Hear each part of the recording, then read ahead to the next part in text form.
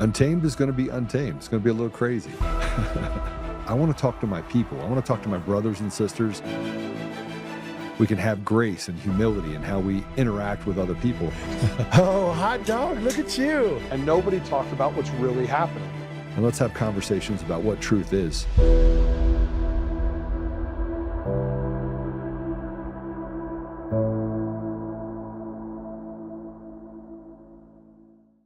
City clerk here for 8 years. So Get out of here. Yeah. I worked for congressman, worked for senator. Nice. Been doing elections all my life. It's these guys go door to door and they take people's ballots. They bully them and they give them their ballots over. Voter fraud happens in small ethnic communities where someone is more assimilated, they can run the show. They can intimidate and say, like, if you don't vote, vote for me, your cousin has nowhere to live next year when he comes in. I'll shut it down. Closed societies, basically. Yep. But how do they do it? Like, easy. They go around the neighborhood with the AB applications and they have people sign the application. Then the candidates will drop them all off at City Hall. Then they know when they go out, they go back to the person's house and say, sign the envelope, give me the ballot. They were harvested. That's what it is. And so you think that's what happened here? Oh, it is what happened here. It's absolutely what happened. It happened with the Ukrainians, it happened with the Polacks, it happened with the Bosnians. Yeah. It's ethnic communities. Whoever gets here can run the show on me. Whoops. Yeah. Micah is joining me today. Wow. That was something. Happy Monday. Yeah, happy Monday. Welcome back. It's good to be back. Yeah. I took a week off. I mean, I was on the show for one day, did a show. I put a video up on Facebook. I'll put it up on everything else. But Kyle Clark goes and cuts it up, and we talked about violence and whether or not we would actually need violence. Well, I don't call for it, but I think it's going to go there. Well, that's what I said. I said it was violent rhetoric talking about it. But Micah, what do we do in Iran? Did we walk in and drop teddy bears? No. In fact, I wish we'd go into Iran, be done with it, and walk out. I don't want to see a rebuild. You want them to have to fight to get across the finish line? I'm saying if we're going to go in, I want to go in, be done with it, and go home. I don't want to get into another Afghanistan. Well, we just found out that we're not fully out of Afghanistan now to begin with. I know. And I said it would be the withdrawal, but we really haven't withdrawn. That's my point. I think what I was saying last week, and it's we talk about election fraud, and the big thing for me is everything predicates on being able to steal elections. And here we are in the 21st century where we should be able to have a conversation about elections, and we can't even have a conversation. Yeah, because right now we're being screamed down for everything. Part of the reason the reason faith is so important to me is because it's not like some weird guiding star. Like my faith, my devotion therein, it starts with my faith and it ends with my faith. Because if I just get focused on all the bad, I'm going to live there. But that doesn't mean ignore it. It doesn't mean don't stand in the face of evil. It doesn't mean don't call it out. And that's the problem we have right now. I feel like half the time we don't know what to do, and then the other half the time we're just screaming at each other. And that's why I go outside sometimes and I take a bended knee. Sometimes I'll go out. I just go for a drive, and I just get with my Creator and I talk, and I get recentered because I think it's very, very important. Well, I mean, the problem is that you just said we get shouted down, basically. We do. We get screamed down. And they walk in and they say, well, you obviously don't know what you're talking about. You need to go get educated. Okay. And in the same breath, we talk about, hey, you have this white supremacy, and then you have groups of people that walk away from and say, well, I'm not white. And I'm talking about people that specifically say, I'm Jewish, I'm not white, even though they're stark white. I didn't know the color, by the way, was now I'm struggling, bro. Shouldn't matter what color you are. It shouldn't. I mean, you see people talk about the human problem. race. It is a culture problem. But we've basically destroyed the culture. We shout down at people. We did it with COVID. We did it with the Antifa movement. We do it with the anti-Semite. But we do it with all these movements. Yeah. Right? And this victimology. We just had Juneteenth on Friday. And I'm thinking to myself, okay, so we have Black History Month. Now we got Juneteenth, and we want to talk about the victimology and racism and slavery, when in actuality, the American people right now are slaves. They're fatigued slaves. They're tired. And we're tired of the dog whistles. Yeah. And we're tired of the victimology. We're tired of the give me. Well, there's nothing left on the bone. Yeah. And nobody wants to work for it. Very few. And everyone has an opinion. You know, everyone has an opinion about everybody else. I want to play this if I can, because it's not just the election. The elections are the byproduct of the ability to basically steal it with impunity, all 50 states. Yes. But you look at what the media has done, and they've created this programming of just fake propaganda. It's everywhere. And this young man talked about hating Charlie Kirk. He said, I hated Charlie Kirk. And there's a lot of it. There's a lot of this, like, hate Republicans because Republicans are racist. But the people that are racist are the people that are actually out there saying, you can't accomplish anything. Oh, by the way, kill your babies. Oh, by the way, cut off the penis of your kid. Oh, by the way, go ahead and play this. Actually glad that Charlie Kirk was murdered, but probably not for the reason you think. I was at work when I first found out. A fellow employee had wandered up to me, cell phone in hand, and asked, "Did you hear that Charlie Kirk just got assassinated?" And I, without even a moment's hesitation, responded, "Good! That Nazi white supremacist piece of shit!" I had never before witnessed such a perfectly blended expression of disgust, disappointment, sadness, and surprise, all through the window of another man's eyes, or experienced a silence so uncomfortable as the one that followed. And although that look on his face now haunts me more and more with each passing day, at the time, it only made me distrustful and upset. But little did I know that the sentence which followed would end up becoming the most profoundly psychologically impactful question that I've ever been confronted with. Have you ever actually watched any of his debates? I decided to end the conversation immediately. This man was clearly a lost cause, one of those intellectually dishonest Kool-Aid drinking types who refuses to engage in good faith with any perspective which contradicts their outstandingly narrow and propagandized worldview. And by this man, I mean me. Because I hadn't actually watched any of his debates. I was basing literally every single thing I believe about a human being with thousands of hours worth of publicly available recordings of himself openly expressing his opinions on a small handful of out-of-context clips that had been curated for me by algorithms and media organizations being funded by the political opposition. I foamed at the mouth, right along with the rest of those rabid and bloodthirsty dogs, gleefully mocking those who had been saddened by his death and downplaying the atrocity of it all by suggesting that political violence is just an unfortunate yet necessary step toward our coveted socialist revolution. That is, until I began to notice a common thread. The exact same comment being repeated ad nauseum in nearly every single online space. Have you ever actually watched any of his debates? I didn't think much of it at first. Of course right-wingers are all regurgitating the exact same talking point. They're in a cult. They're brainwashed. It was an ordinary and boring morning on the day I found out that I am a monster. In that moment where my curiosity got the best of me and I decided to click on some random YouTube thumbnail of Charlie Kirk with his goofy and gummy smile in an attempt to reaffirm my preconceived biases. And it was an unusually stressful afternoon on that very same day when I spoke to my father for the first time in years, despite the fact that he had always loved and supported me unconditionally.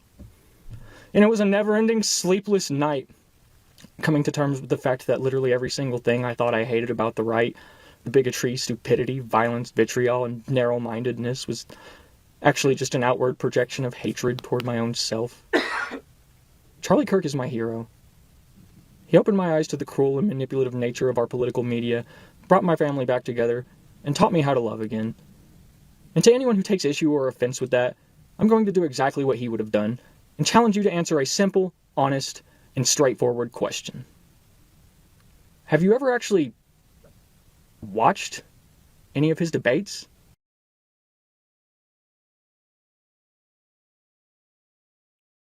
How about that?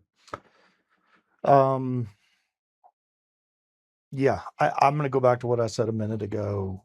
That's exactly what I was talking about, because it's so easy to foam at the mouth. It's so easy to get angry. It's so easy to put a push or a thumbtack in the wall and take a hammer and hit it with it to make it go in every single time.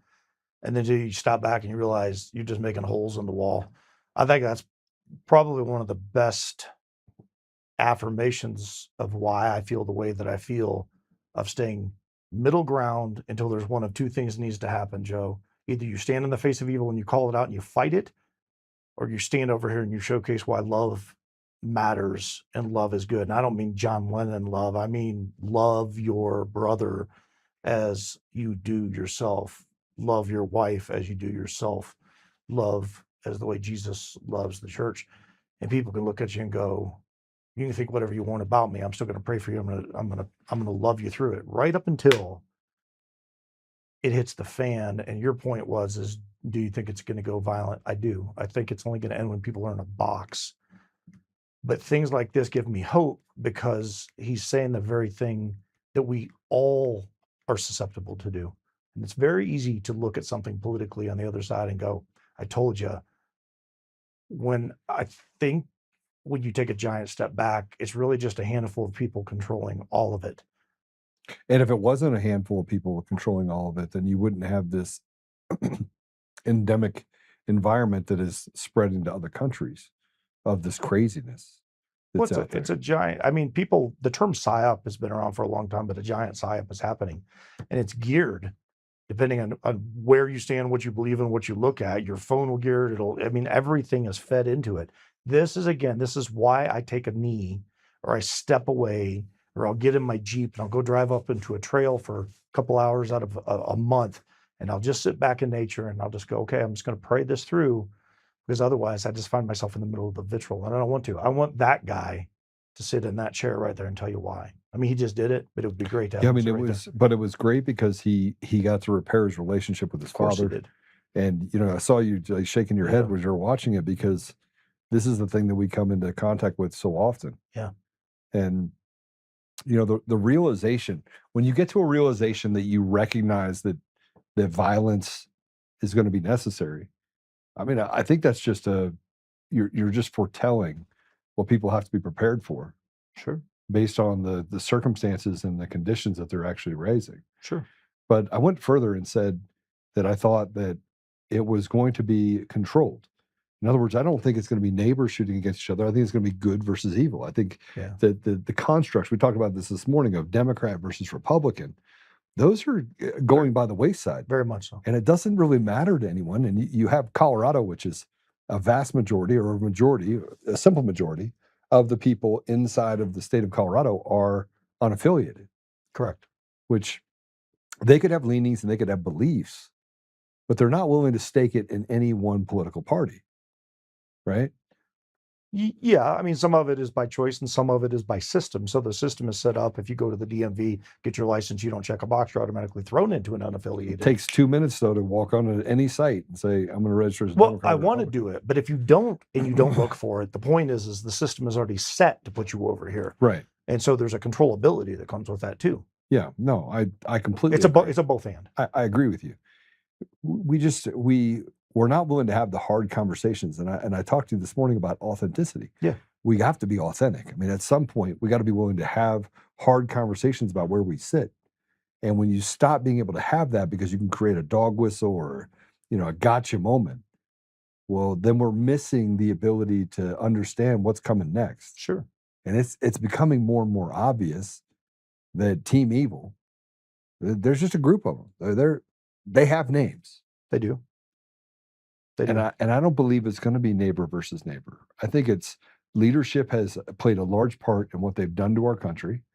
And I think that people are starting to recognize that rather than looking at each other and having this fight with each other, they're turning it and going, you took 56 cents on every dollar from me.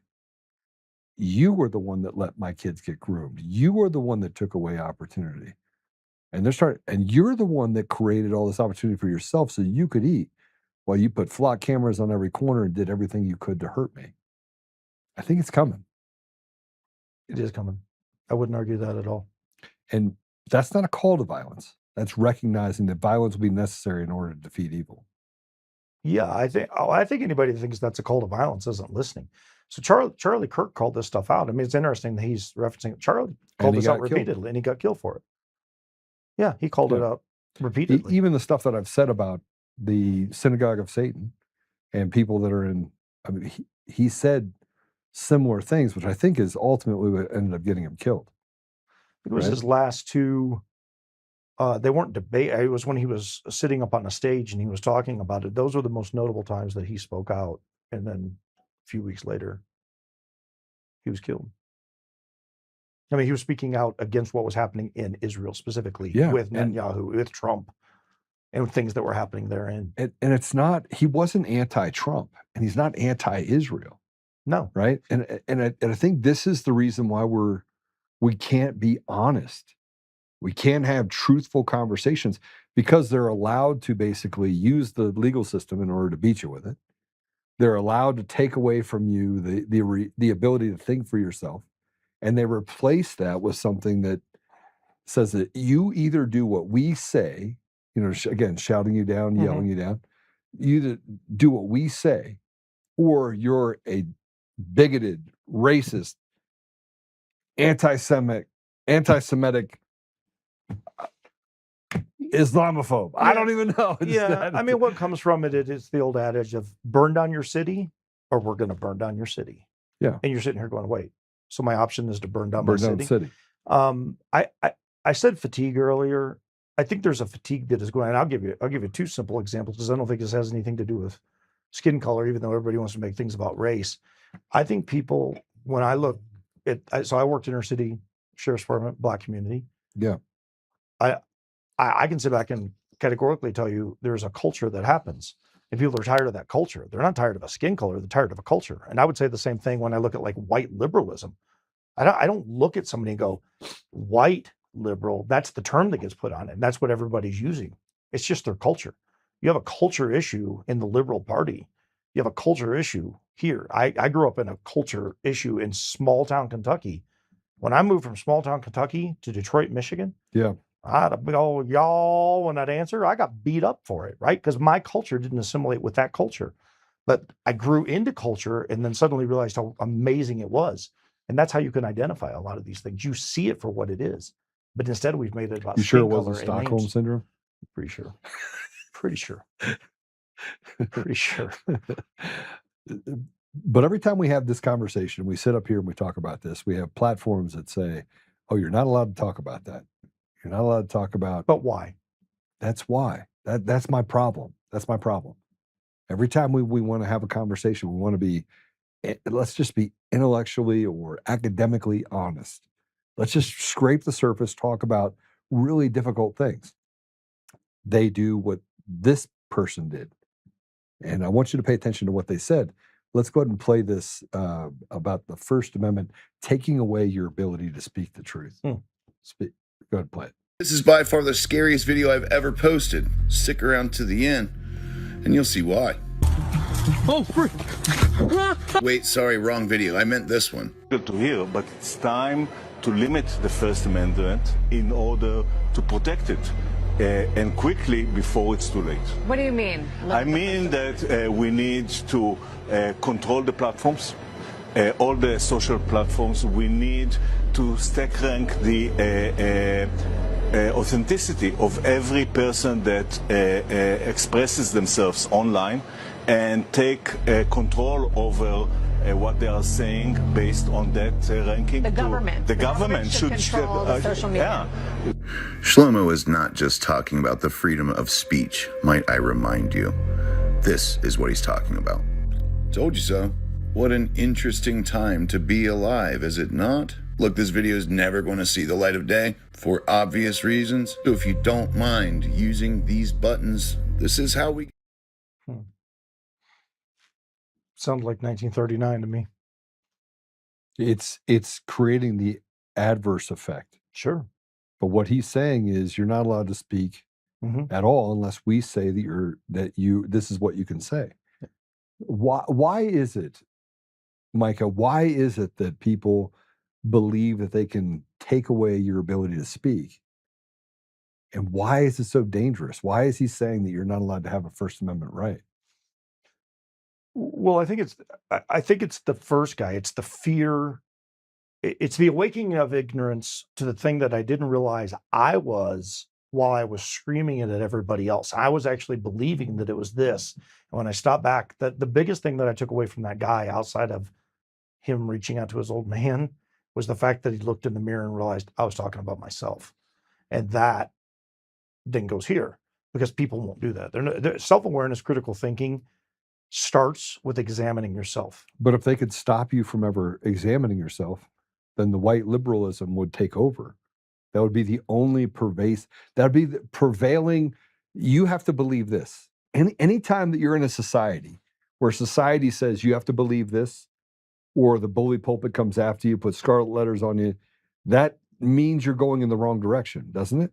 Yeah, of course it does. So in the United States, you're allowed to believe one thing and one thing only. Anthony Fauci's a hero. I can't believe I said that with a straight face. Is a hero. President Trump is a bad person. You know, the radical leftists that want to cut off your kids' pee-pee, that's normal. You see what I mean? But if you go against any of that, you're a bigoted, homophobe, transphobe. I mean, I could phobe you to death. I could chop you up. Yeah. So it goes back to one thing and one thing only for me. And it's Mike Tyson. Everybody's got a game plan until they get punched in the mouth. Right. And nobody's getting punched Which in is the mouth. why I right said now. we're going to violence. We will, because nobody's getting punched in the mouth right now. And it's not, it comes to eventually it's the way I look at it is the teeter-totter, right? I mean, you got the big kid on the bottom, the skinny kid on the top, and the skinny kid can't get off. And he's just he's just sitting up there, and you got to jump off. Sooner or later, you got to engage. I don't know what that moment looks like, but inevitably, I watched a video. I'll give you an example. I watched a video the other day. Like, I have no problem standing in the face of violence. I say this all the time. Call it evil, stand in the face of violence. I watched a video the other day on a subway where a young black man was by himself, and there was a woman on there. Did you see it? Where he beat her half to death?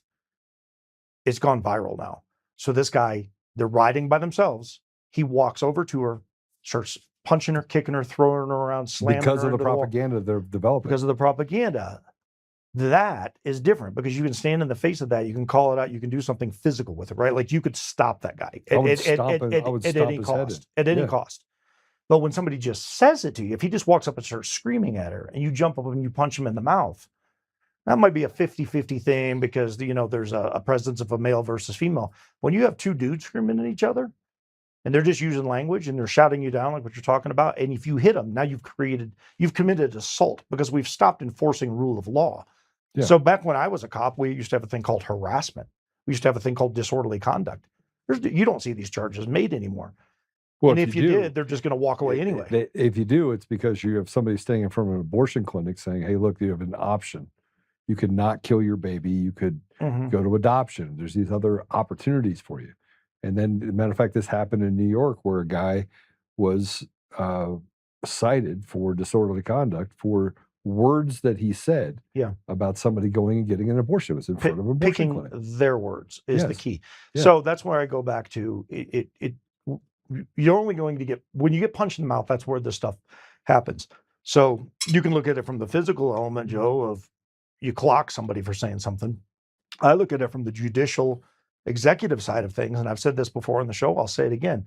When you start having punitive damage for judges for releasing these guys back out into the streets, then and only then, when they fear the account of something, will things start changing and they're going to go, wait a second, if I'm going to get charged for it, then I'm definitely going to make sure this guy goes to jail and there's a sentence. Because right now we're just letting everything go, which then propagates all of this stuff.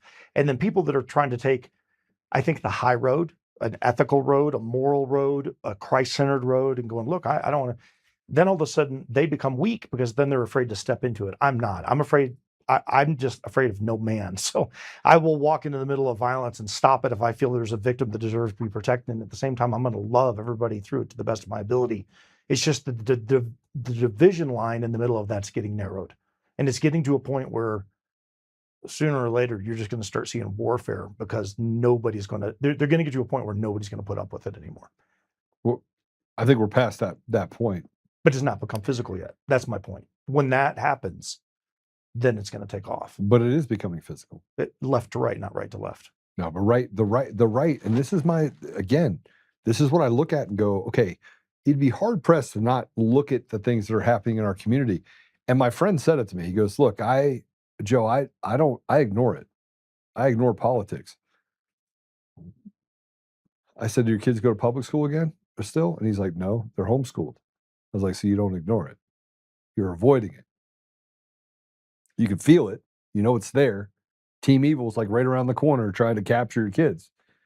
And instead of being a part of that, you decide, I'm going to step out. I'm going to step out of Team Evil. I'm going to step out of the purview of Team Evil. But we're not dealing with it. And so when you don't deal with a problem and it grows and grows and grows and metastasizes to where the cancer is so big, the only thing you can do is take it out. Yeah, I'm pretty sure that's the point I'm trying to make. Stand over here and love well, walk the journey. You don't have to be engaged in every single thing, but you do have to recognize it and you have to be willing to step up against it. Otherwise, you're just going to get run over. Yeah. Well, I think Americans are actually tired of everyone trying to control them. Yes, sir. I think that's correct. And they're tired of race baiting. They're tired of they're tired of all of it. Not just here in the United States, but everywhere. Everywhere. But I want to tell you this. This is a Chicago police officer that talked about how to deal with a race baiting BLM activist. Go ahead and play it. Prove to me you're not a racist cop by saying I love black people 3 times. While Wait, I'm trying to see something. I'm trying to see something. Jumping on one foot. You're a great person. You're a great person. You know, you gotta say I love black people 3 times while hopping on one foot. We don't want to get crazy. You're a great person. That's crazy? I don't like to segregate people like race, color, gender, creed, or anything. I look at everybody's the same. But I'm clearly black and you're clearly... I'm clearly white, but I don't judge people like color. I said, so do you... The content of their character. So do you love black people? I love everybody. But do you love black people? I love everybody. But do you love black people? Do you love black people? Same answer. Same answer? Okay, what do you do every day to dismantle systemic racism as a police officer? I just do my best at what I do, and I just try and treat everybody as I treat myself.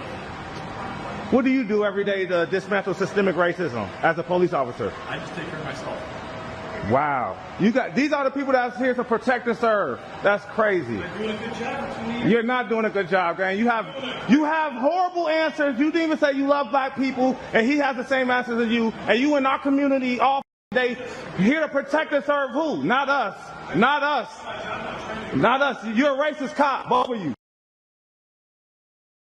Yeah.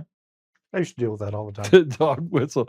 And everything that is wrong with this man is those white cops' problem. Yeah. It's their fault. I used to deal with that all the time. I don't think much about that stuff. It's sad to me because it's a culture issue. It's brought up. I watch it over and over. I mean, you go into, and I don't, look, it's not all people. And I think that's what ends up happening is because you say something and everybody assumes it's all black or it's all white or it's all brown. That's not the issue. This is a culture issue. This is an upbringing issue. This is probably a fatherless issue. Yeah, but where's this guy being upbrought? Where's he being upbrought? He's being upbrought in a liberal controlled environment. Probably. That limited his opportunities.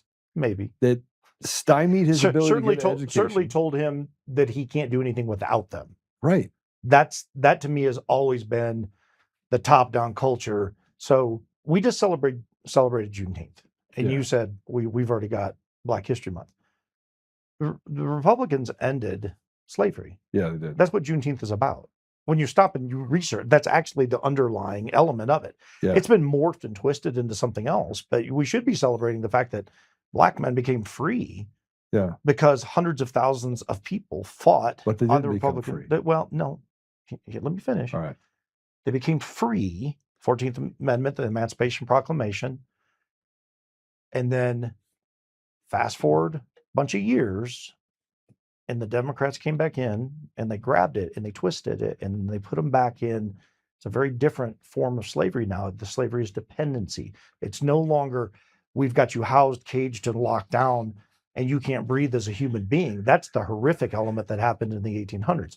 Nowadays, you're attached to a system that we're taking from these, giving to you, and we're telling you you can't get out from underneath it ever if you don't support us. And the support is keep regurgitating that same thing over and over. But they're not successful. So there's no freedom in that. Right. They're you can't escape unless you choose to escape. You got to walk away. So this is how we start talking about black people in the 30s and 40s and 50s. And I'm talking about black people because, frankly, the Black Americans, like there is so much blood that was spilled. Black, white, Asian, people that have been here for generations, that their blood has been spilled in order to stop slavery. That's right. Right? Yeah. But it wasn't a black or white thing. Back then, even back then, they saw it as we have to do whatever we can do in order to equal. We saw it as wrong. It was morally reprehensible. Of course that you it had was. slaves. Okay, so fast forward, without white people, ending slavery didn't happen, right? Yeah, I mean, well, that's and look at the 20s and 30s and 40s, where the education level of Black Americans was at arguably an all-time high, right? Fathers were in the home. So what else was going on? What else was happening at that point? You had the movement with Margaret Sanger, yeah, that started, which is eugenics. Yeah, eugenics. You're coming out of World War One, post World War One, walking into what arguably would be the greatest time for the Black household, right, in America. Well, the late 1800s, early 1900s were, I mean, that's when this Reformation started. Where hey, we're actually coming into a place where we were walking in the same direction. And then we went into ultimately the vote, right? The ability to vote. Letting women vote, which you could argue maybe that should or shouldn't have happened.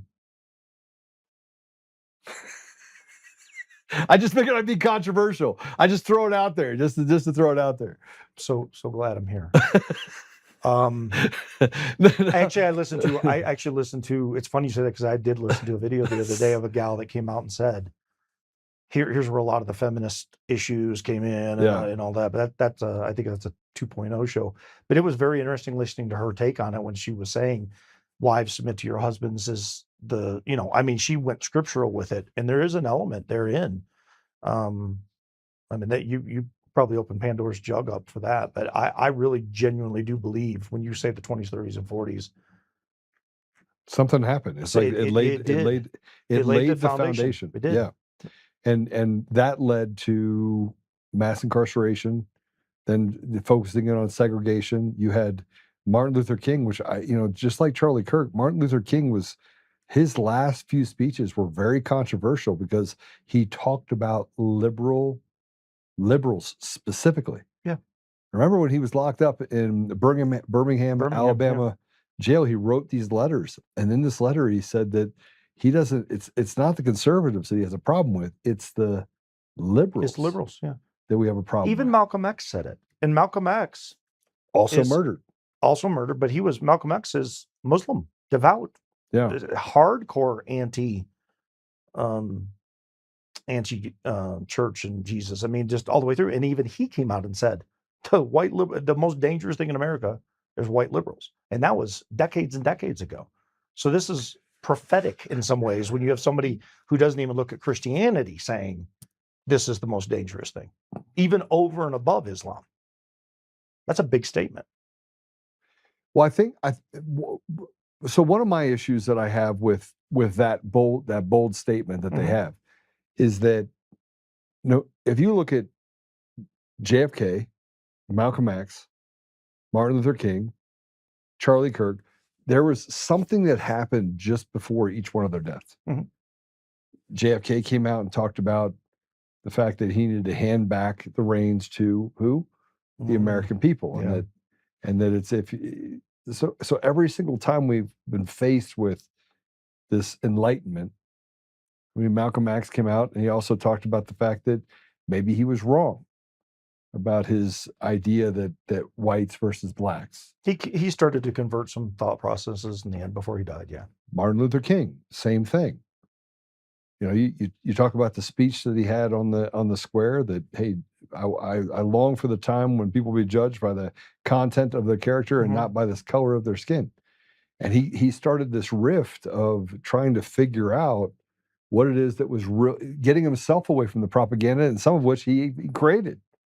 Right? But they've turned the words of Malcolm X, they've turned the words of Martin Luther King, they've turned the words of even JFK against the very people that should be listening to that message. Yeah, I mean, Reagan was right after he said, if you want to essentially get America back on track, get government out of the way, and then Hinckley shot him right after that. Yeah, Like, and then walked let around- him out of jail. And let him out of jail. Yeah. I mean, how many people are in jail for petty offenses? I mean, I don't even know. Petty meaning drug offenses get 200 years in prison. This guy shoots a sitting president, and they let him out. Yeah. Well, we've been down that rabbit hole. So I want to play this. This is, one of the things that I will say is that this rise that I'm talking about, this recognition of that it's going to lead to violence, and we know who the targets are. And I'm not saying that I'm calling for violence against any target. I do not want violence. I'm prepared for it, but I don't want it. Do you want violence? No, I train. First of all, you don't plan for plan the emergency. You plan for an emergency. At the end of the day, all I've been doing my whole life is either serving publicly, protecting, or executive protection training. There's a reason for that, and I don't think it's just because it's in my DNA. I think it's because it's been gearing me my whole life towards something that was far beyond my comprehension many, many years ago, even though scripturally it's been in front of me the entire time. So yeah, no, I don't call for anything. I just know what's coming. Well, something happened in the UK just yesterday. Did you hear about this? I don't know. Go ahead and play this. Starmer resigned. Go play it. Every decision I've taken has been about putting the country I love first. That is why I will resign as leader of the Labour Party.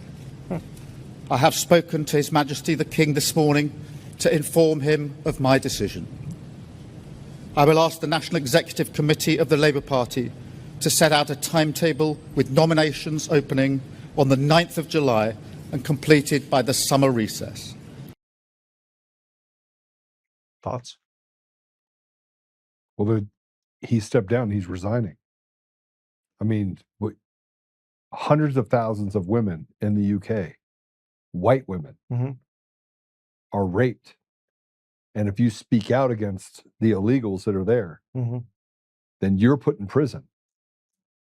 So women literally have to walk down the street in their mind thinking, I'm going to be raped, I'm going to be raped, I'm going to be raped, I'm going to be raped, I'm going to be raped. And then the entire system is designed to allow those people to have a smorgasbord of rape victims. This anti-white, anti-Christian mentality, it is the attack that we're under. Very much so. And so if you think, I mean, the people in Europe are done, but the people in the United States are equally done. Only here, a large majority of blacks, Hispanics, whites are done. Yes, they are. Unified done. Unified done. Yeah. And they want to get to a place where they're like, listen, we know who the targets are. And we're talking about it, the judicial coup, so to speak. And they have immunity. Congress has immunity. Big Pharma has immunity. They all have immunity. I think we threw it up on a board in here last time. We did. Or you did, I should say. We did. It's just this manufactured propaganda that has allowed this evil to run rampant on our communities. And now you talk about fatigue. We have an immense amount of fatigue in our country. We're tired of basically trying to figure it out while the government takes more than their fair share and makes it so that we're basically a sharecropper in our own environment. It's all true. It's why, again, it'll be the third time I've said, it's why I go back to walking in faith. And it's not because, look, I'm going to use the Sikh temple as an example. So Wisconsin, I think it was 2012, massacre.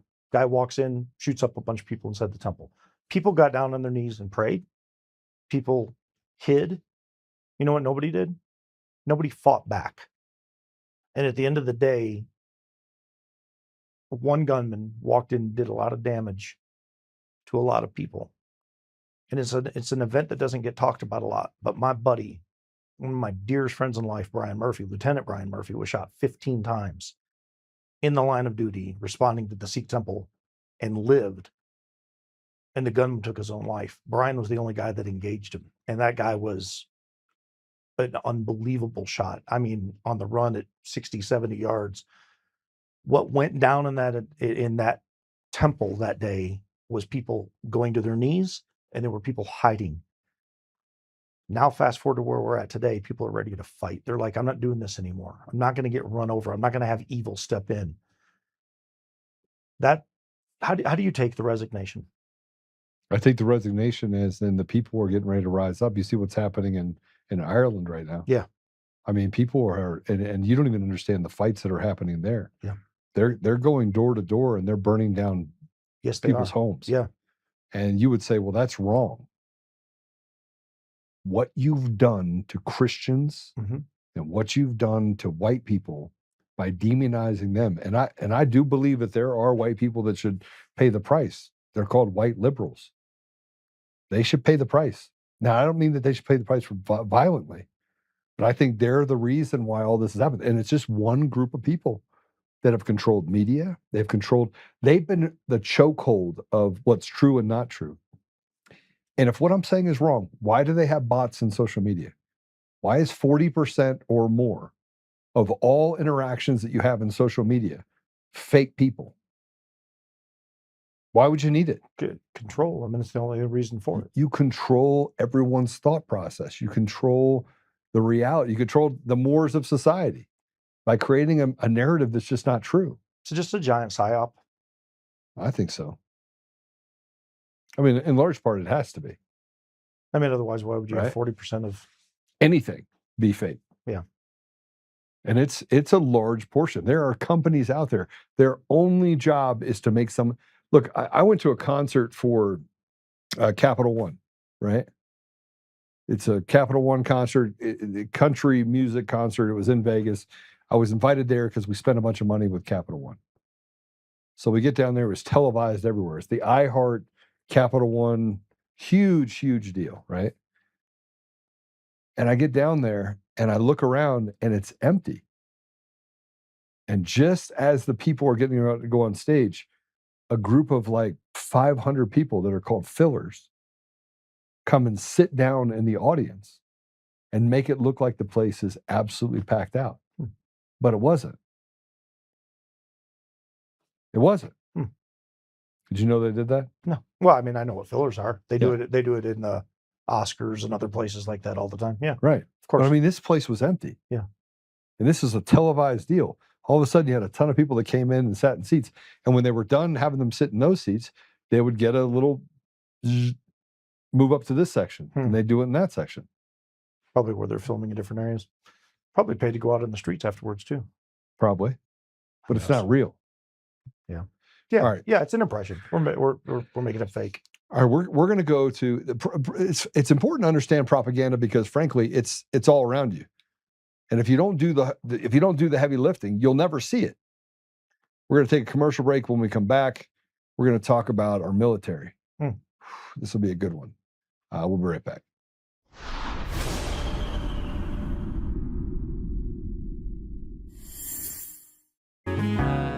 Oh, hi. I almost didn't see you there. Welcome to DCF Buns, where you can find the freshest buns in town, if I do say so myself. Our master bakers teach class every week. So whether you're new to baking or trying to improve your culinary skills, we got you covered. And we can help you bake the cake of your dreams. We'll even clean your cake if you want. And if you don't want to bake anything yourself, we have loads of fresh buns available in a variety of shapes and sizes. Check us out at dcfbuns.com to learn more. DCF Buns, we keep the buns hot and the deals hotter. Buns. In every thread, in every stitch, Honor-Bound USA weaves the fabric of the American spirit. It's not just apparel, it's a testament to God, family, and country.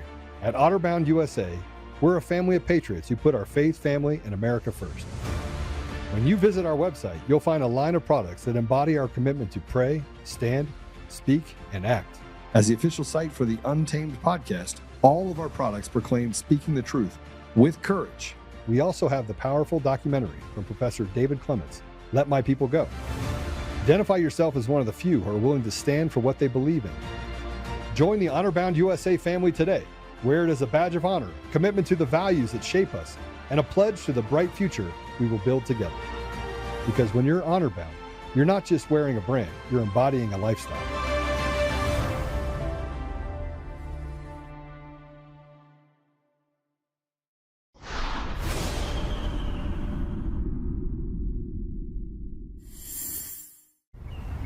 There's a lot of people, they have questions about Islam, about Muslims, but they have not felt comfortable enough to ask those pertinent questions that may come up for them. I've heard that we as Muslims don't believe in Jesus. Who's heard that before? Raise your hand. Yeah, that's all right. Yes. Yeah, well, I know that's a popular teaching. Yeah, those Muslims, they don't believe in Jesus. That is not true. He is mentioned more in the Quran than even the Prophet Muhammad, peace and blessings of God be upon them both. By name, Jesus is mentioned 25 times. Who has heard that there are Muslims in the world that force people to convert? Who's heard that before? Yeah, I've heard it before as well. Is that true? Does it happen? Yes, it does. It does happen. Now, is that in alignment with what God says in the Quran? No, it does not. It clearly says there is no compulsion in the deen. In the religion, you cannot compel. You can't compel people. You can't force people. God has given us the freedom of choice, the free will to either believe in him or not to believe in him, to either adhere to his commands or to rebel against him. That is our choice. In other words, you do you and I do me.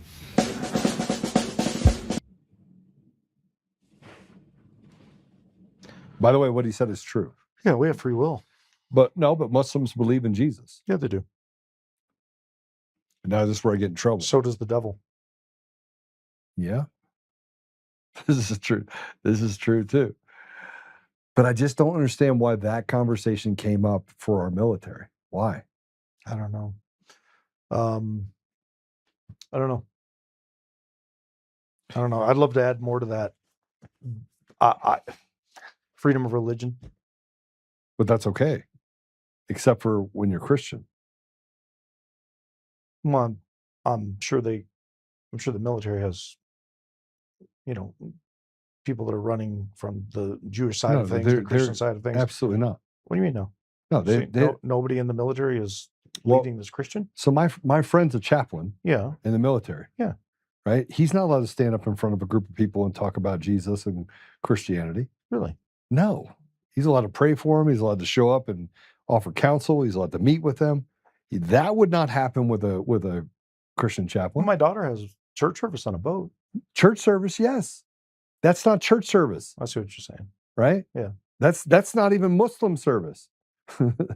That's a recruitment of, hey, let me tell you about the Muslim faith. No, I got you. Where is this happening in the Christian faith? Yeah. Right? I can't. Does that make sense? Yeah. I mean that. Yeah. I mean, look, I can call up Donald and ask him. He's running the country. He's the head of the military. Yeah. I want to play this. So this also happened in New York City. The streets of New York City on Father's Day weekend. Prayer time. This is crazy. Go ahead and play it.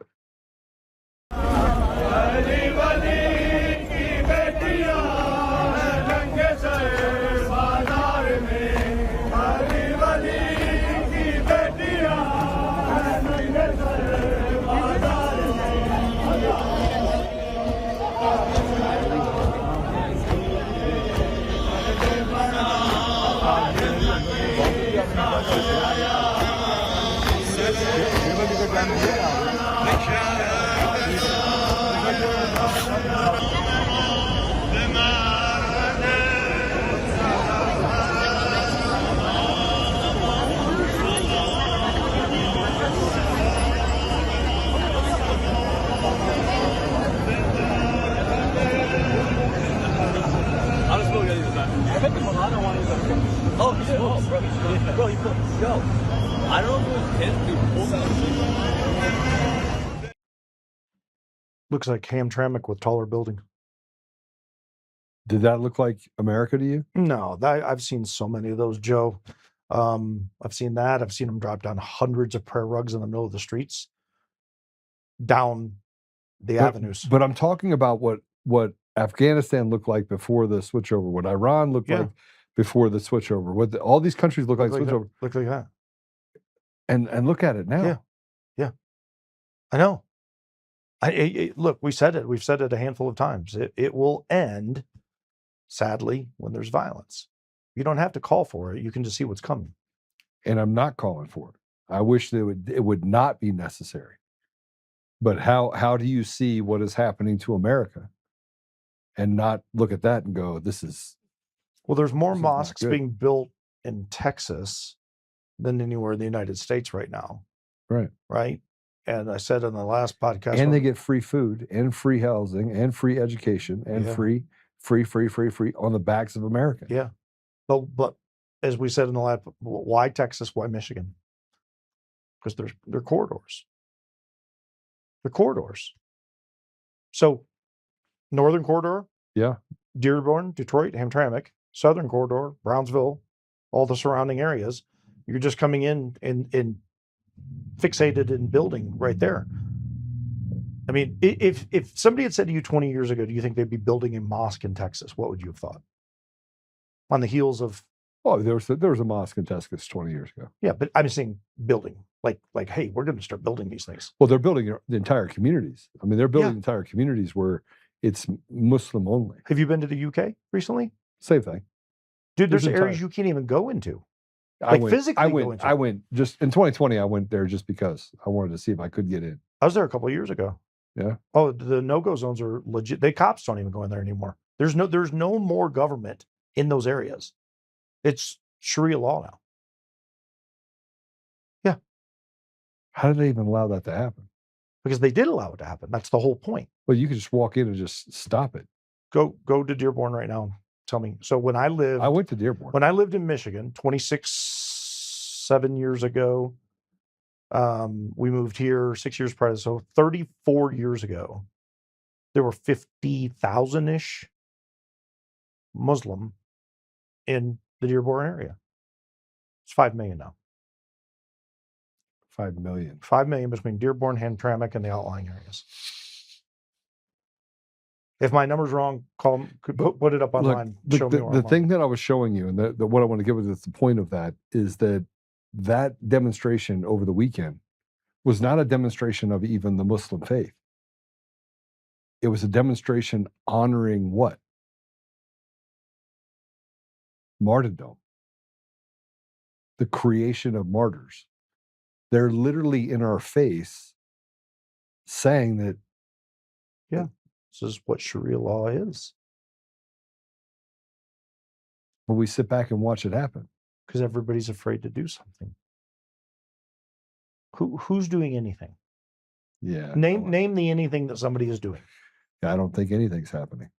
All right, we're going to take another quick commercial break so I can pop out for a second, and we'll be right back. Just quick commercial break.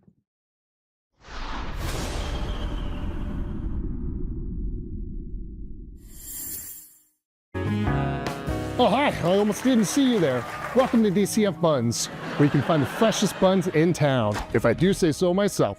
Our master bakers teach class every week. So whether you're new to baking or trying to improve your culinary skills, we got you covered. And we can help you bake the cake of your dreams. We'll even clean your cake if you want. And if you don't want to bake anything yourself, we have loads of fresh buns available in a variety of shapes and sizes. Check us out at dcfbuns.com to learn more. DCF Buns. We keep the buns hot and the deals hotter. Buns. In every thread, in every stitch, Honor-Bound USA weaves the fabric of the American spirit. It's not just apparel, it's a testament to God, family, and country. At Honor-Bound USA, we're a family of patriots who put our faith, family, and America first. When you visit our website, you'll find a line of products that embody our commitment to pray, stand, speak, and act. As the official site for the Untamed podcast, all of our products proclaim speaking the truth with courage. We also have the powerful documentary from Professor David Clements, Let My People Go. Identify yourself as one of the few who are willing to stand for what they believe in. Join the Honor-Bound USA family today.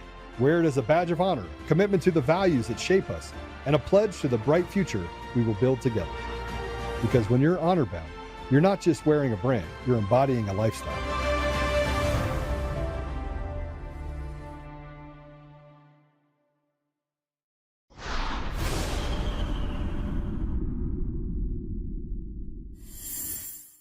check out the White House's new post.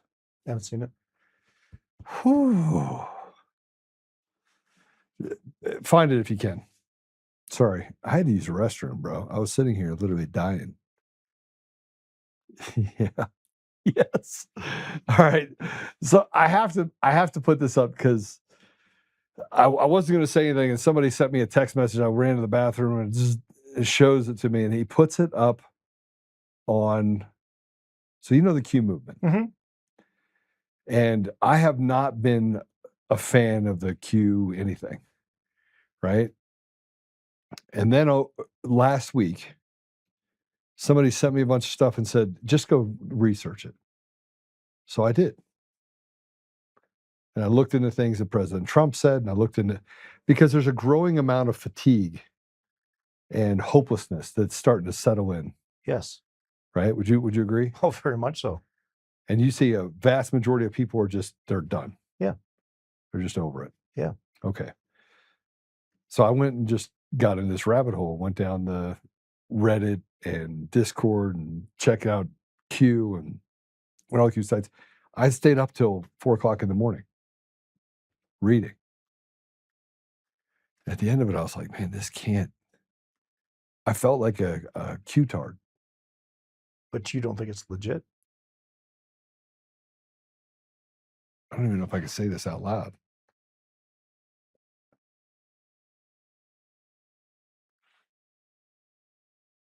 I think something big is about to happen. Right? It sure feels like it. And I think that there's going to be mass arrests, and I think lots of stuff's going to happen. And I feel calm about that. It's really weird. But it's probably because you're ready. I am ready. Yeah. So put this up real quick. This is on the White House. The White House X feed. White House will be Q posting today. Right? That's not the only one. There's another one where it says, go ahead, put it up if you would. Always trust. America will be the world's leader in quantum technologies. Make America great again. Bro, this is on the White House. Yeah. X feed. Yeah. What is happening right now? And yes, the more I read about Q, the more I'm like, all right, we're gonna have military tribunals, 100,000 people or so are gonna get the choppy chop. They're gonna get brought in. Choppy chop meaning that they're gonna go to jail, right? They're gonna be tried. But right? who's gonna enforce it? Man, I don't know, but it's hard. You're gonna have at least 100,000 people. You got to. Right? I mean, you are if you're making a say. I'm still trying to figure out who's going to enforce it, though. Like, who's going to take action on that? The military? You think they're really going to believe in that? I think it's really difficult to see who believes what. But it's hard when you got the White House putting up Q stuff. Right? I mean, come on, tell me that's not like you're not going. Yeah. I mean, it's a rabbit hole, dude. And I went down the rabbit hole. It's and a I kept rabbit thinking to myself, okay, if you look at what's happening in like France and all these different places, I mean, Macron's married to a man, maybe. Candace Owens says she is.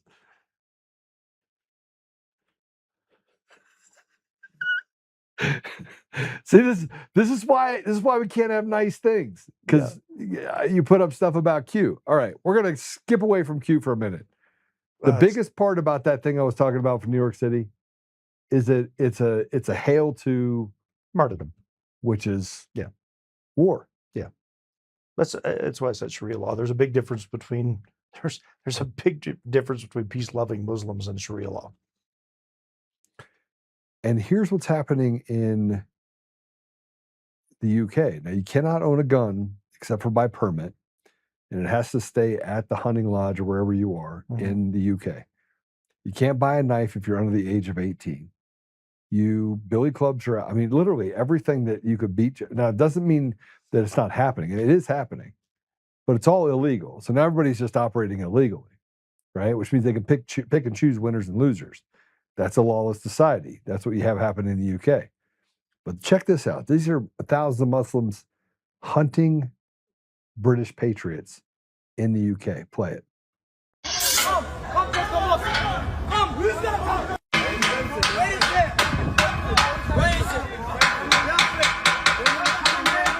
Come on, guys. What's up? Nara Takbir. Allahu Akbar. Nara Takbir. Takbir. What are you again? A little peaceful in his speeches, and then I win.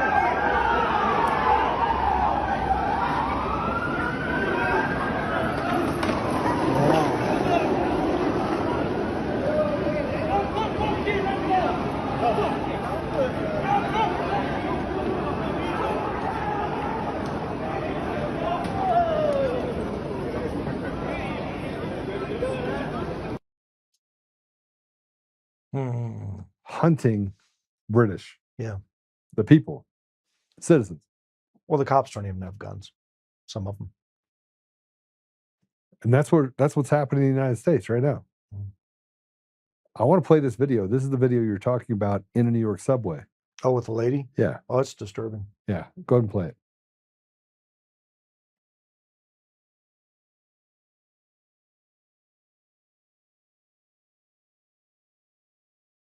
Well, this is a guy that literally is abusing this woman, beating her.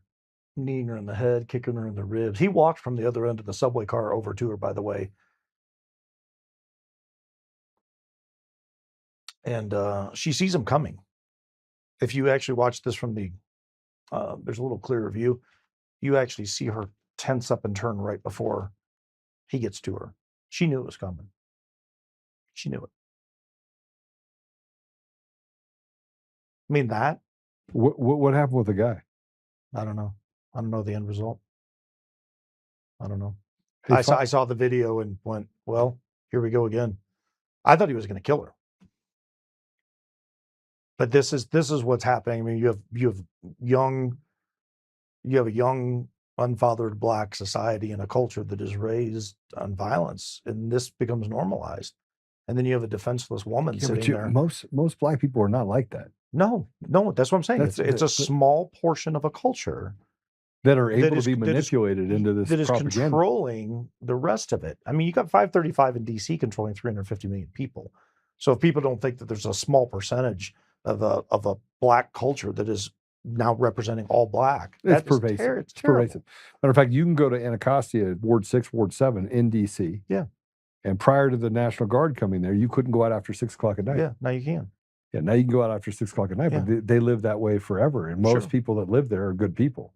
Yeah. But you have a group of thugs that run around terrorizing the communities, shooting people, robbing them, doing all the things that it's like a heyday. It's like 6 o'clock at night comes and the vampires come out at night and they just do all sorts of stuff to destroy the community. I picked my wife up from the airport Friday morning at 3 a.m. My son came back from Japan. He was there 6 months, comes back. I'm going to DIA. Their flight they're supposed to get them at midnight and they get pushed. Something happens, delay. I'm driving down 25 to 225. I'm going down 225 and I get to 6th Avenue. 2 guys pass me and one guy's hanging out the window shooting at the other car. What? Went right past me, 3 a.m. Yeah. This is the second time I've been going down 225. The last time I went down 225 was about a year ago. Wait, and he's shooting at another car? Shooting at another car. Last time I went down 225 a year ago. Now you called the Popo. And they I didn't call anybody. Up off of Mississippi, if you go a little bit past Mississippi, there's a warehouse district right there, and there was a full gangbanger shootout going on. That's 15 miles from my house, as a crow flies. So this kind of stuff happens. We're just where we're at. We're kind of removed. You didn't call anybody? No, I had my gun sitting next to me. There you go. Put it up. You have the story? All right, get the post and let's put the video back up again. $1,500 bond. $1,500 bond. This is why I say punitive damages for judges. This is exactly what I'm talking about. If that woman could sue this woman is getting beat. Yeah, half to death. Yeah. By somebody who doesn't care Probably illegal, by the way. I don't know whether he is or isn't, but the bottom line is it doesn't really matter. His name's Alphabet. It doesn't matter. What matters is we got a judge to let him out for $1,500. He should be buried under the jail. This is a perfect example of what I'm talking about. It's they pick winners and losers. This is the whole idea of picking winners and losers. Yes. Yeah. Fair enough. I'm going to walk it back for a second. If that judge could get sued by that woman for $1 million punitively, yeah, that would never happen again. And you get all judges on board. This is Miami public transit. This is in Miami? Hold on a second. Time out. It's probably Haitian. This is, his name's Joshua King. Brutally assaulted Andrea Priorta on a Miami public transit. Surveillance video captured the black man attacking the white woman. She suffered multiple injuries and was hospitalized. Released on a $1,500 bond. This is in Miami, in Florida. Fully prosecute King and the woke judge. Yeah. It's a judicial coup. Yes. They are literally putting criminals on the street. Now, do you know what I would say when I say that these judges have terrorized our communities? Yeah. Terrorized them. Hence my solution. If we just keep hammering the problem, we don't, I want a solution. The solution to me is legislation that judges, it's the same way that cops do here. When they first said, when I was in law enforcement back in the day and they said, oh, they're taking away immunity, I'm like, good. If you got somebody who's corrupt doing something, you should be able to criminally charge that cop. I have zero problem with that. They don't even go to jail. None of them go to jail. Can you imagine if the judges got locked up? That's my point. That's civilly. So what's the judge more afraid of? Going to jail or losing his livelihood? If you could be sued punitively, the judge, the same way a cop can be sued. Like I don't have immunity from that. If I violate somebody's rights, I can be charged criminally and then they can come back after me civilly. OJ lost. OJ didn't go to jail for murdering 2 people, but he lost civilly. We need to do the same thing to judges. I'm telling you, you would stop this overnight. Well, I'm all about solutions. Just so you know that there's a country in the world. There's 2 of them actually. Russia. I mean, the ones that we seem to not like. You have Russia and you have Poland. You can't get away with any of this stuff there, right? They'll put you in a box. Yeah, very harshly actually. This is what happened when a Polish man confronts them trying to pray in his front area in Poland. Go ahead and play it. Nie ma żadnego. Nie jebie was Allah. Allah doesn't give it. This is Poland, and you're going to lay out your carpets here. That's all there is to it. He's basically ran them off. Kurwa, to wy swoją religię tu wpierdalacie. In Polish. Polska i tyle, rozumiesz? This is Poland, period. Polska, Jezus Chrystus i tyle, i wszystko w That's temacie. it. End of story. Gdzie kurwa rozkładać, gdzie chcecie jakieś dywany i swoje modły robić. Co to ma być? Chcesz się pomodlić? Chcesz się pomodlić? Idź do kościoła. Albo do swojej świątyni. A nie kurwa w miejscu publicznym będziesz dywany rozkładał. Nie ma żadnej gadki. Chcesz do swojego kurwa kościoła, rób sobie co chcesz. Tu jest Polska. Tu jest Polska, nie ma kurwa dyskusji. Chcesz się modlić, idź sobie do świątyni. Wszystko w temacie. Chcesz iść się modlić, idziesz do swojej świątyni, rozumiesz? A nie rozkładacie tutaj dywany i co to ma być? Cześć, pozdrawiam.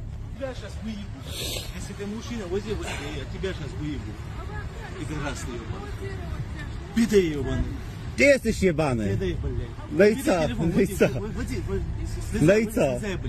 Ja się nie będę z tą szarpał, bo tu się człowiek, tu się nie bije, my tu mamy prawo, wiesz? To nie jest jak u was.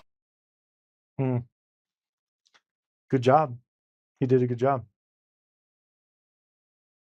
But in the United States, they want to take away our First Amendment. Yeah. And you have someone from Israel that came here and said, we need to take away the First Amendment before it's too late. Yeah.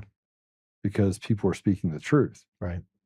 You have social platforms that are censoring people every day. That's why I said it feels like 1939. This is pre-cattle car Germany right now. The problem is the good people, and I'll just call them, good Jews, good the good people end up paying the price. Yeah. For the price of those evil people, unless we target those people. Target meaning for prosecution, and not for violence. Yeah, people. Yeah, Right. we got to use the law. Hence my solution on the judges. I have the same thing on the criminal side. Look, when a guy with a rap sheet of arson lights a bar on fire, and you let him out on a PR bond, and then you go back the next night and you burn down a local establishment that puts 30 some Douglas people out County, of jail. Colorado. Yeah. And that guy gets a $10,000 bond, which you're paying 10% of, and you're out of jail on $1,000 on a third arson. We have a problem. And we have a culture problem, we have a judiciary problem, we have a lot of problems. Explain to me, just on that alone, because I can get fired up over this. Explain to me, you're the judge, you're sitting up there. You got a livelihood. You're representing law, Lady Justice, blindfolded, and you're sitting back. How do you come to a conclusion to go, I'm going to let you out on your third arson for essentially $1,000? How do you let a guy out that beats a woman half to death on public social media and gets a $1,500 bond? How do you, like, in your head, make that make sense to me? Because I look at that and I think, just from a human standpoint, forget the judge, forget the fact that you're the arbiter of the law on this. How, just as a human being, do you not look at that and be sickened? And I go, okay, so you attempted to take this woman's life, $1 million bond minimum, just as a human being. Now, as a judge, because I know the law, I interpret the law, I'm responsible for it, $5 million. Because I know what you're going to do, because you have this history. I'm taking not just the emotion and the human side of it. Now I'm looking at it and I'm weighing it through you've done this before. Irina Zerga, 14 felonies, and now all of a sudden the guy can't go to court, but 13 different times he could. And what did he get? I was sharing with him the other day, I think the guy had 57 arrests, 35 felonies, 38 years old. Mathematically, make that make sense. That means the guy's going to jail like once every month and a half on felonies. And you're like, how is that even possible? How do you, as a judge, how do you not look at that and go, well, 37 times my predecessor screwed this up, but you know what? $25 million bond. I mean, how else are you going to fix this stuff? If it's follow the money, then follow the money there. To fix it. I know it's not, but how? If we don't hold that to account and change it, then you and I are just going to keep beating the nail with a hammer. I want the solution, and the solution for me, when I look at it, I look at that right there, and I think to myself, go back to the 1,000 guys running down the street. That's why I said to you earlier, who's going to enforce this? Who's going to enforce it? You can't even enforce that right now. Well, I mean, here's the problem, is that everyone's at a different level. So if I was on the street when those 1,000, people ran down Ali Akbar and started beating people, and I was one of those people, you're going to stand up. I promise you this, someone's not going home that night. Yeah, you're stepping up, because it's evil. Yeah. Right? It's evil being carried out in the face. I mean, it's an actionable step. That's Romans.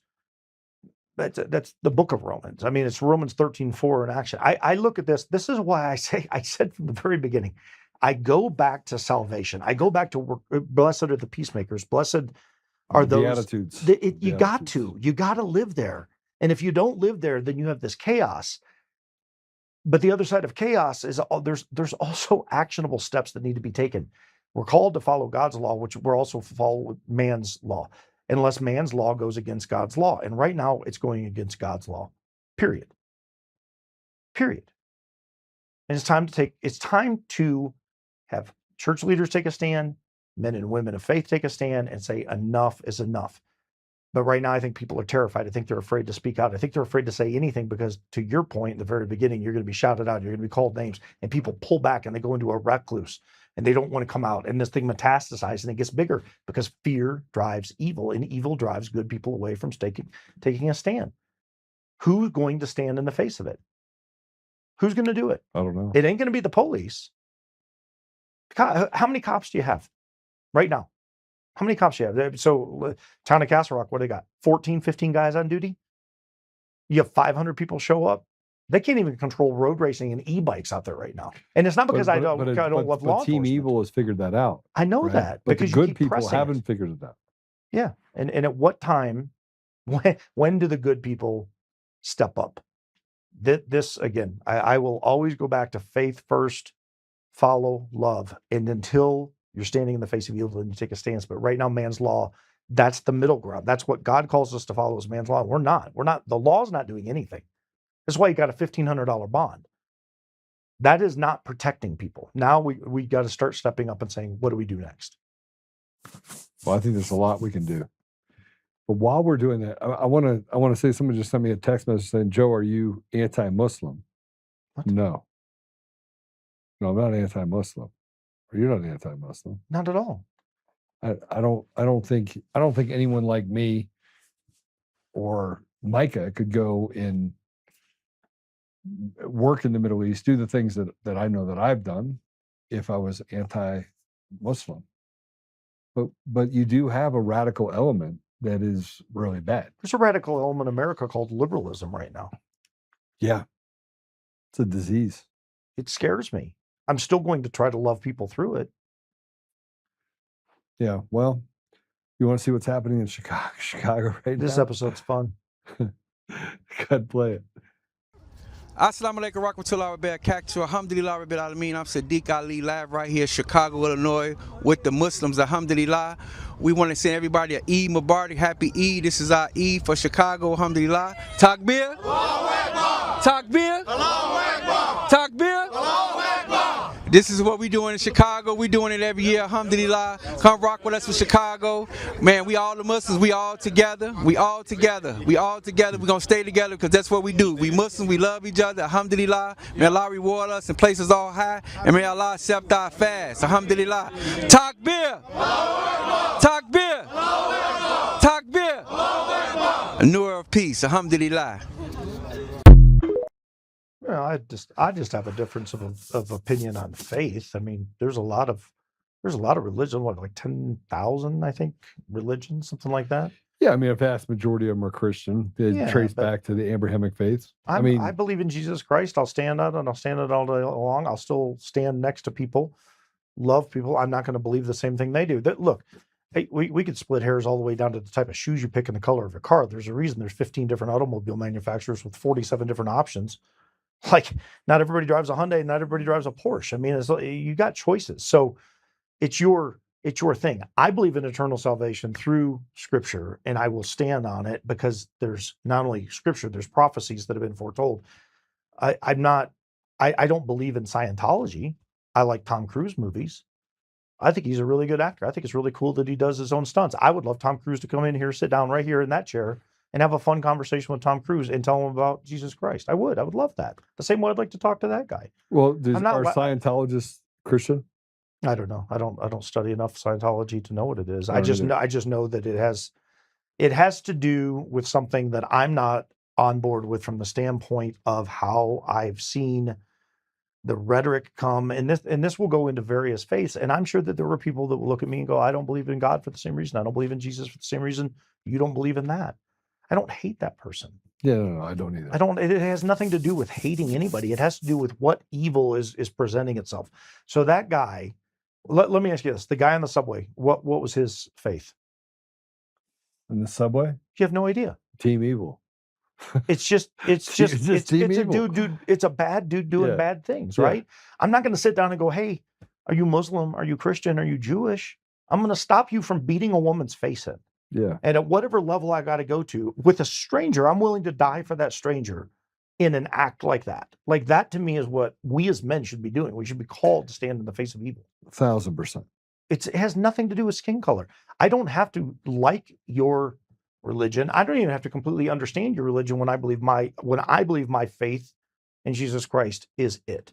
I don't need to conform to yours, and I'm not asking you to conform. I'm asking you to read something or look at it the same way you would ask me to read. I have read, I would say, the majority of the Quran over about 10 years. I've looked at it, and I went, yeah, there's nothing there that draws me in that says this is the answer.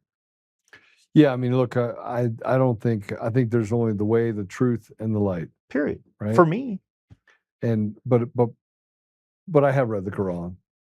There's actually lots of teachings of Jesus that are in the Quran. And people are like, well, that's not the same Jesus. Yes, it is. right? But that's not the same God. I just, my biggest problem with religion is that people use it to do bad things. Yeah, and it then, becomes fanatical. yeah. Well, this was kind of fun. We have to talk about fanatics.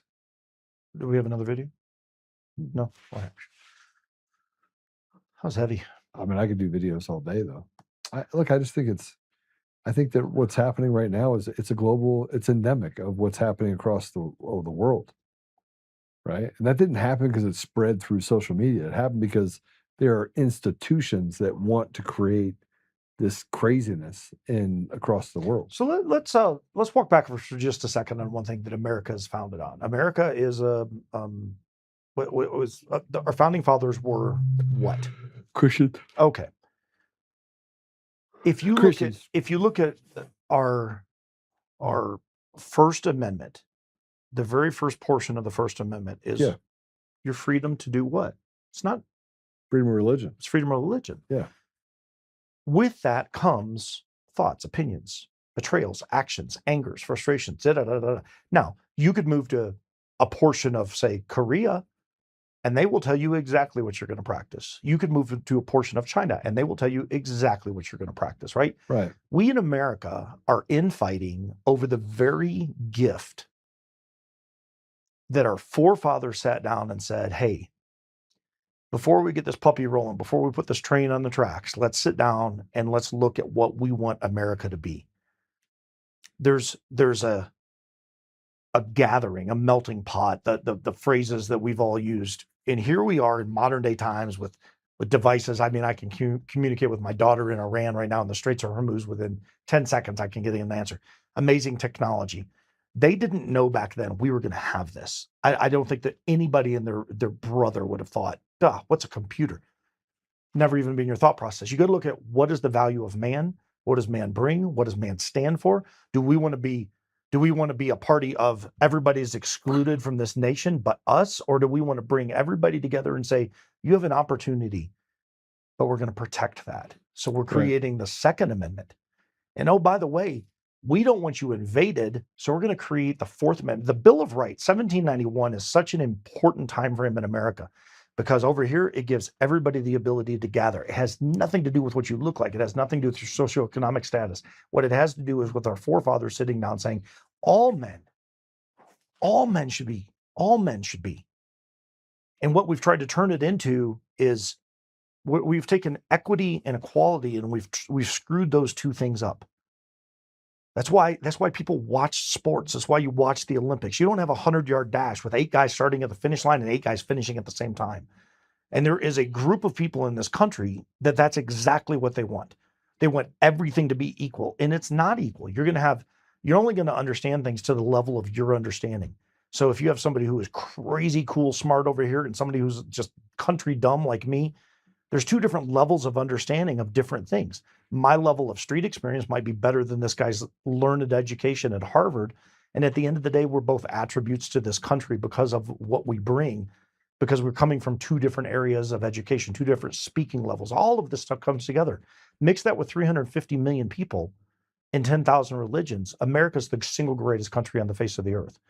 But what we're doing is we're allowing one group, it appears to me to be one group, to start running over the top of everything and scaring everybody to death. And then all of a sudden there's fear of all things. How do you solve that? For me, I go to faith. Because if I just go to anger, if I just go to frustration, if I just go, and it doesn't mean that I don't want to throttle somebody in the throat. It doesn't mean that I want to punch somebody in the face. But I step back and I go, but are they doing something that requires that? Or is it just a feeling I have? And I want to walk away from that every single time and go, I want to take a stand. I want to put my voice out there. I want to try to do it the right way. I want to love people through it right up until it defies God's law. There's got to be something that is the ultimate authority in this thing. God's law, man's law in the United States. And if man's law starts violating it, then you got to go back to God's law. Well, I mean, this is where, I agree with you fully. And I think that's why it was most of God's law was enumerated in the founding documents. Sure. But here's something that I think is important. And I actually don't want you to answer because I think you know the answer based on what is on your arm. Okay. Okay. What year was it that we were actually freed as a country? I'm not allowed to answer that. What year? What year did we actually gain our independence? Not the Declaration of Independence, but what year did we actually gain our independence? I'm watching the comments. I want to hear what you guys have to say about that. What year? Don't Google it either, because if you Google it, we're out, which I can't really control whether or not you Google it. Do you know the year? Mm-hmm. Come on, somebody put it up there. Nothing? It's because people are trying to Google what year were we actually free. Yeah. We're sure not going to find it under that. That's why it matters. Even Okay. people at Yahoo say, hey, just Google it. All right. It's very true. It was 1783. Yeah. Tell them why. Tell them why before 1791 that was so important. Well, it was important because it was the culmination of all the things that basically said, okay, we're going to do a separation. First of all, we had the treaty with France. Mm-hmm. At the same time, we were getting our independence from England. Mm-hmm. So you have a lot of things were happening. Everyone acts like it was just the UK that was over here, right, causing a bunch of problems. No, there was a little bit more than that. Yeah, there's a lot more. You had Spain, you had France, you had England at the time. That wasn't really considered the United Kingdom at the time. But then you fast forward from 1783 to 1791, and then 1806. And in this period of time, we were just trying to figure out where we were. That's right. As a country. And so that's why these documents became so important, because it was the right versus wrong. Mm-hmm. The judges were appointed to sit for mere days. Right. And attorneys, if you remember, were not allowed to run for office. I did not know that. Attorneys were banned from running for public office. Okay. And here we are now, where attorneys are running the entire show and are wordsmithing the ability to steal things from us. And our Constitution, which is very, very well written. I mean, for it to survive, let's say 230 or 243 years, because that's in essence what it is this year. We're in a place right now where if we don't go backwards in time and become constitutionally based, the country's finished. Yeah, we're a test drive. People forget that. Well, America's a test drive. It was always a test drive. Can this work? We put a bunch of men in a room. We sat down. They hashed it out. They debated it, and they said, "Will this take off?" And here we are. Look at what we've accomplished. In the history of history, what country has accomplished more in that amount of time? Susan said 1787. You're off by 4 years. Yep. But 1787 was significant as well. That's also important. Okay, why was 1787? So 1787 was the lead to 1791. So when you look at the Bill of Rights, the arguments that were happening for those 4 years, this is where for me the freedom of religion became so important, because the lead up to it, there was so much argument going back and forth within the halls of churches and what was happening in America, that when they sat down and they did the Bill of Rights, the number one thing that they said that we have to agree on, the number one thing is we've got to be able to worship our God, whatever that God may be. Right. Hugely important. So there's a book that's written by David McCullough called 1776. Have you read that book? No. It's amazing. No. But that's when, so I was 40 years old by the time I figured out that we actually didn't get our independence in 1776. Yeah. Was it in that book? It was in the book. Yeah. Right. But I read a book before that, but this book gave you a culmination of 1783, 1787, 1789. It's a 20-year span, essentially. Yeah. Ish. Yeah. Yeah. Yeah. That was think about that. That's a third of my life that this country was. It was a mess. It was a hotbed. It was a mess. That's why they call it the Wild Wild West. And what came from it, and what came out of it, and where we went and where we headed. People forget we had a big war after that. Big war. More people lost in that war than all other wars combined here in America. For freedom. The Civil War. Civil War. Yeah. That happened post. That happened almost, a little over half a century, not quite 3/4 of a century later. You look at it and you go, yeah, look what we became. Well, So 20 years of hotbed, still a whole lot of ruffled feathers trying to figure stuff out. And then things got really bad, really, really quick. Yeah. It's pretty crazy. And where are we at now? Same thing. But the difference is today is you got real time everything. That's the difference. Well, I mean, this is where I get a little sideways. We had real time back then. He just ran in on a horse. It was giddy up, giddy up, giddy up. I mean, it was Paul Revere. It was still spreading of information. You're correct. Information spread. You could argue it spread faster because they knew the conduits that had to exist. It spread. Okay, I see where you're going. So I will concede a point to you on that it spread faster because it was far less information and it was all delivered in one deal. Right. So from that standpoint, everybody's getting it all at once. As to where here you got to rifle through 40 billion pieces of information. You don't even know what's important anymore. Well, this gets into the drafting of the Magna Carta in 1612 when it was used in 1645 during the wars over in the UK, and how that spread across the world of being a fair environment for people to operate within, that put the law above even a king or anyone else. But didn't it all kick off like in the 1200s though? It did. Yeah, I mean Magna Carta was kind of that. I'm sorry, 12th century, 1645. It was used as a beating stick. Yeah. Okay, so it was used as a beating stick to basically say that they should enjoy the rights, God's law, above the supremacy of God's law above the king's laws. Yeah. I don't know. Okay, fascinating conversation. It's very good. We're out of time. Apple Podcasts, Google Podcasts, Spotify, Pandora, iHeartRadio, TuneIn, and more. Go over there, give us a 5-star review, give us a thumbs up.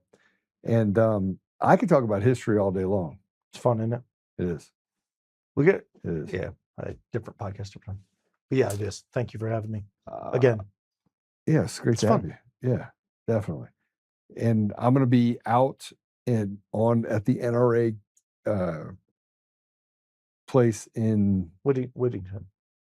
Yeah, Whittington. Yeah. In New Mexico. Raton.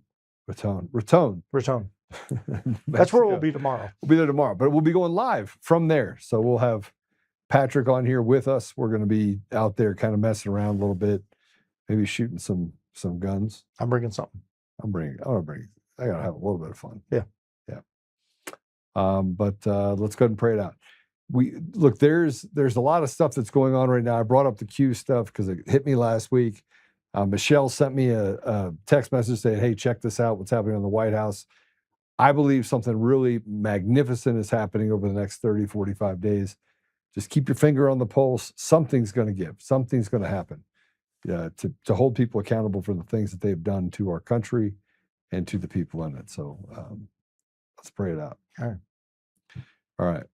Father God, thank you for the opportunity to be here with Micah today. Thank you for just for us being born at a time such as this, where things are they're moving so quickly and it's tumultuous, but we do recognize that the ultimate goal is to restore you to our community, to our country, to the world.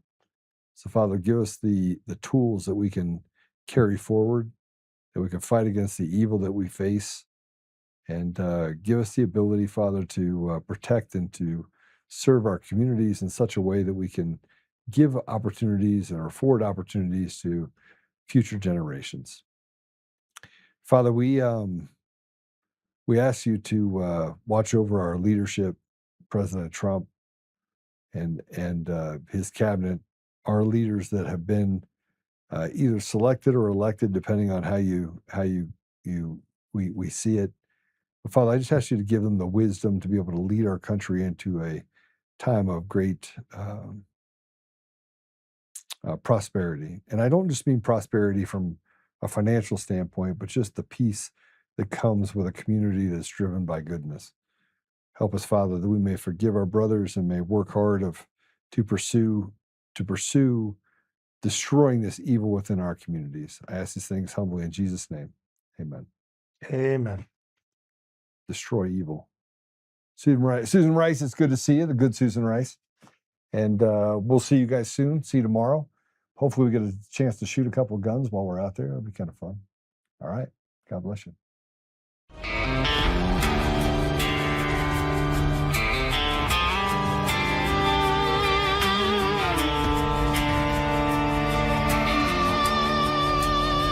Rise up untamed. In the heart of the fight where the wild ones roam, Joe Oltmann's calling, bringing truth back home. From conservative daily to this untamed fire, we shatter the silence, lifting spirits higher. No chains can hold us, no lies can prevail. Authentic and fearless on this rugged trail. Patriots gather under stars and stripes. Untamed nation, igniting the night. Untamed nation, let the truth roll out in this land of the free. Standing proud from sea to shining sea, we won't back down. Catch the fire, wear the crown. Untamed nation, it's our battle song, motivating hearts where the brave belong. Yeah, untamed and wild, forever strong. Play it again all night long.